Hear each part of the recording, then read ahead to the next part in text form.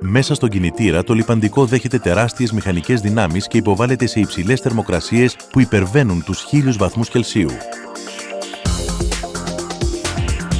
Το λιπαντικό θα πρέπει να λειτουργήσει σαν ένα ρευστό έδρανο που μεταφέρει τεράστια φορτία.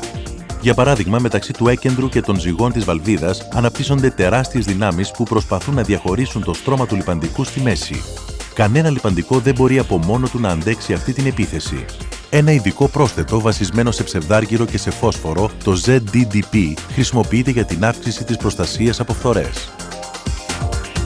Η μεμβράνη λιπαντικού επίσης θα πρέπει να παραμείνει στη θέση της επάνω στα τυχώματα των κυλίνδρων, στα έμβολα και στα ελαττήρια, ώστε να διατηρηθεί η συμπίεση, παρά τις δυνάμεις που προσπαθούν να την απομακρύνουν. Καθώς αυξάνεται η ταχύτητα και το φορτίο, το λιπαντικό θα πρέπει να εργαστεί ακόμα πιο σκληρά προκειμένου να μείνει στη θέση του και να μεταφέρει μακριά την επιπρόσθετη θερμότητα. Ταυτόχρονα, είναι απαραίτητη η χρήση διασπαρτικών και απορρυπαντικών πρόσθετων προκειμένου να σταματήσει η συσσόρευση των ειζημάτων στα έμβολα. Το λιπαντικό που πέφτει στο κάτω μέρος των εμβόλων βοηθάει στη μεταφορά θερμότητας από αυτές τις ζώνες πίεσης και στη διάχυσή της στο στροφαλοθάλαμο, διατηρώντας έτσι υπό έλεγχο τις θερμοκρασίες λειτουργίας. Όλη αυτή η διαδικασία της καύσης παράγει άνθρακα, αιθάλη, οξέα, λάκες και άλλα ειζήματα, τα οποία πρέπει να τεθούν υπό έλεγχο από τα πρόσθετα του λιπαντικού. Ο έλεγχος της θερμοκρασίας είναι η μεγαλύτερη πρόκληση που αντιμετωπίζει το λιπαντικό κινητήρα.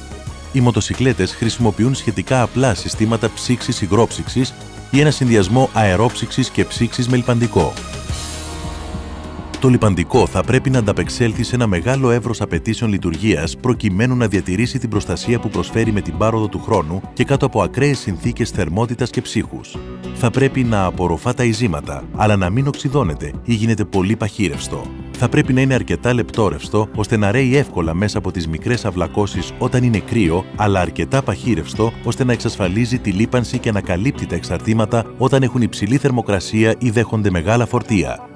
Ωστόσο, το λιπαντικό για τετράχρονες μοτοσικλέτες δεν προορίζεται μόνο για τους κινητήρες. It's more than just oil. It's liquid engineering.